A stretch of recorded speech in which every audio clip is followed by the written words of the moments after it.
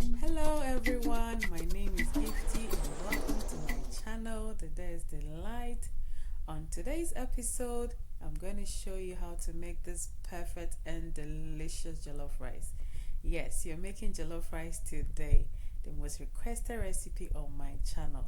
If you want me to do any recipes, please don't forget to comment down below. Thank you.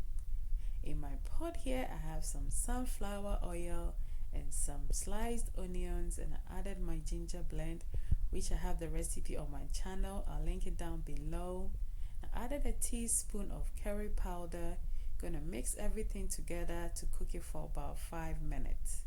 Yes, our onion has been cooking for about 5 minutes now, and I'm adding my tomato paste, which I mixed with a little bit of water to make it easy to stir everything together.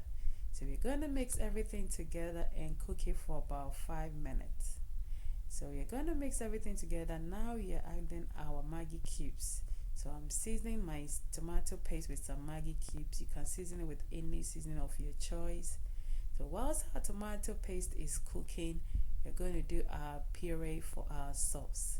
In my blender, I added some onions, some green chilies, some red bell peppers, and half Scotch bonnet.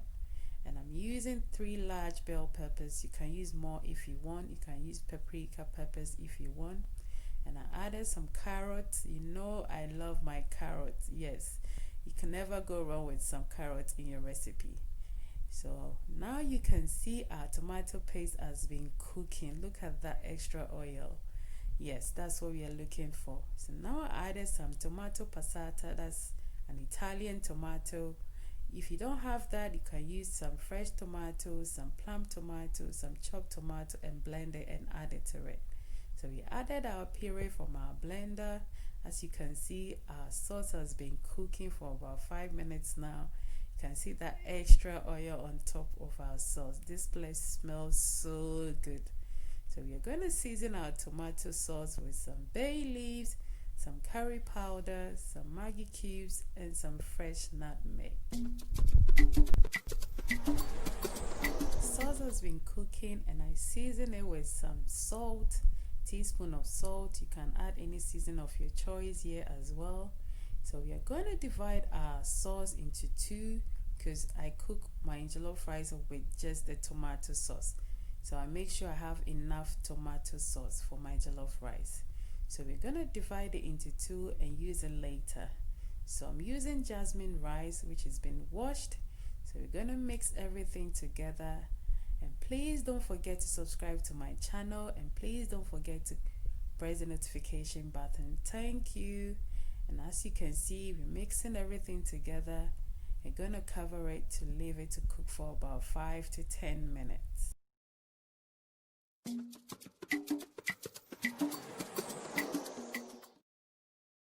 Rice has been cooking, and look at that. This place smells so good. Please try this recipe for me. This is the perfect jollof rice for all occasions. As you can see, I'm adding my sauce to it. Yes, we didn't add any water to this recipe. That's why it's the perfect jollof rice for all occasions. Please try this recipe for me. So we're gonna mix everything together. As you can see, I've created some holes for it to allow the steam to cook the jollof rice easy and nice. We're gonna cover it and leave it to cook. Look at this jollof rice. It's been cooking for about 5 to 15 minutes now. This jollof rice is the perfect rice for the perfect occasion. This place smells so good. As you can see, I'm adding the second time the sauce to the jollof rice. This secret is going to make your jollof rice taste delicious and nice. Yes, because if you add water to it, it reduces the taste of your sauce.